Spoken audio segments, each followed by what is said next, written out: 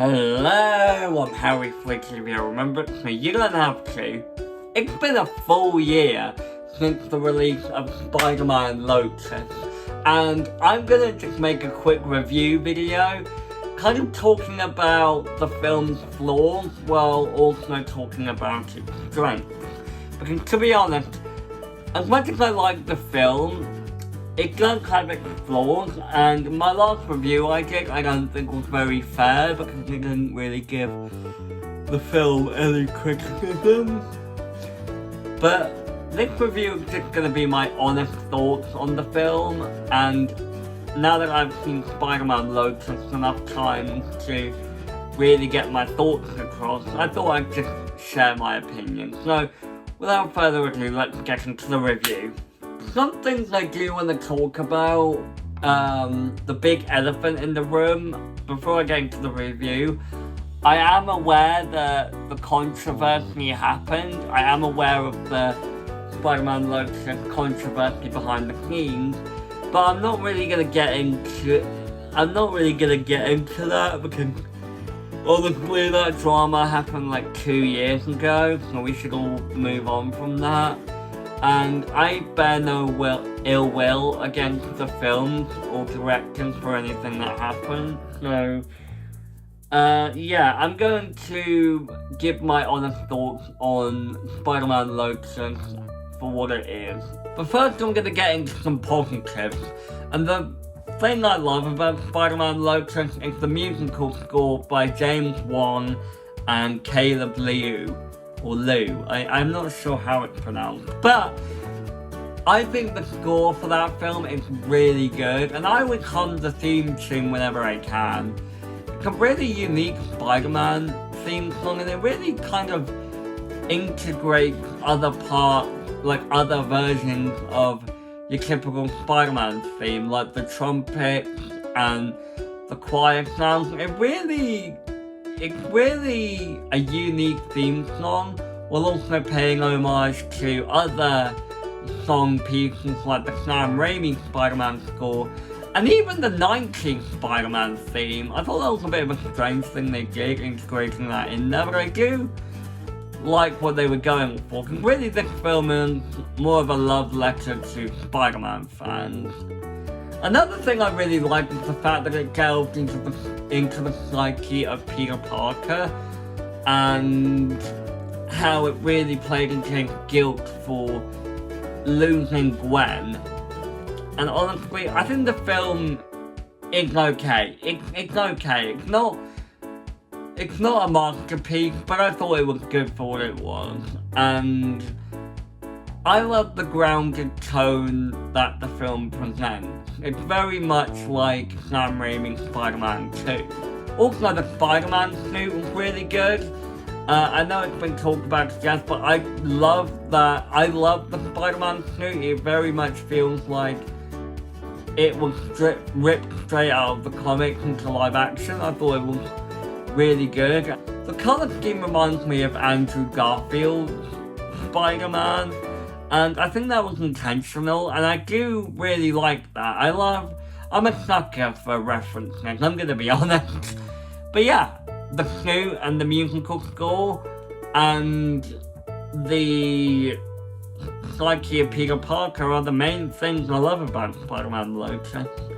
Some of the things I didn't really like, I'm gonna be honest, was firstly the pacing.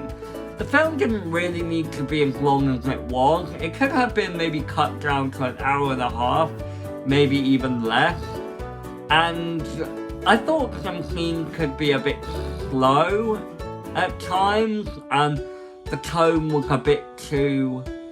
I wouldn't say the tone was too preachy, but it was a bit too gloomy in some parts. It felt like the director, Gavin, really just read a few Spider-Man comics and just thought, right, Spider-Man had to be miserable and lonely for most of the time. He had to be miserable, sad, and lonely. That's not really what Spider-Man is. Like, there's not really much quips in there. There's not really any...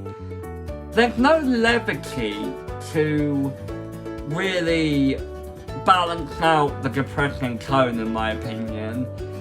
And it kind of just comes across as a bit preachy at times. Also, there's the plot with the kid, Tim Harrison, who's terminally ill. Now, I thought the scenes with him and Spider-Man were great, apart from one I'll get to. But honestly, I think we could have done more with having more scenes with the kid in them, actually growing attached to Tim Harrison before his tragic passing. I think that could have made the ending where Tim is saying goodbye to Spider-Man all the more heartbreaking and tear-jerking. So that was my main issue. And another character I thought could have gotten more screen time is Gwen. Now, I get that the point of this film is that it takes place after the death of Gwen Stacy, but I really think we could have done well with actually seeing more of Peter and Gwen's relationship before she passed away. We only get one scene where Gwen is alive, and that's where she's talking to Mary Jane, and Peter is about to propose to her, and that's right at the beginning, and we barely get any screen time with her. Like, the film expects us to be sad over her death, but how can we be sad over the death of Gwen Stacy when we barely know anything about her? That's mainly what I enjoyed about The Amazing Spider-Man 2. Like, that film really took its time to grow attached to Gwen before her initial passing. That's where I think Castle 2, of all things, succeeded.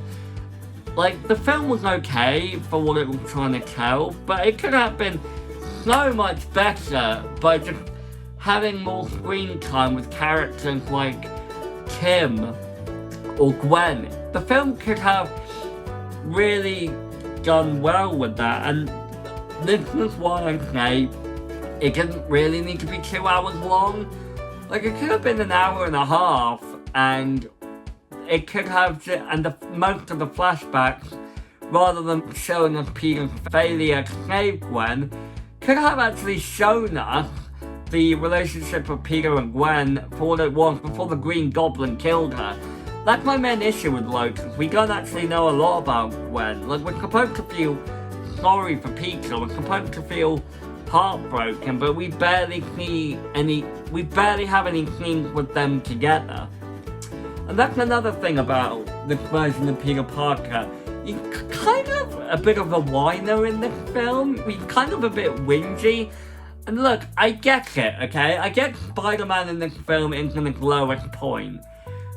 But, like, he's also optimistic. The point of Spider-Man isn't that he's miserable all the time. It's that when bad stuff does happen to him, he gets back up. It felt Spider-Man was very, why me? Why me? Why did I suffer the most in this film? Harry Osborn actually made a good point in that film.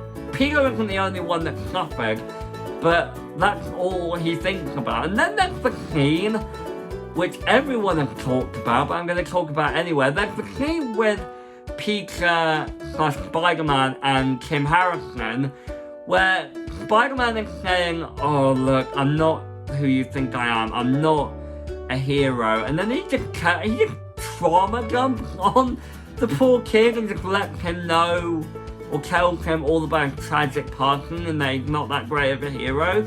Now, I get that Peter is in a low point in this film, but he would never, and I mean never, trauma dump on a terminally ill kid, especially if he's their hero. Honestly, I thought that scene was just kind of cringe, because Peter would not do that. Spider-Man would never do that. There's a scene where Peter and Harry are in, I think it's Harry's car or MJ's car, and MJ is like, you don't have to close yourself up, I'm here for you.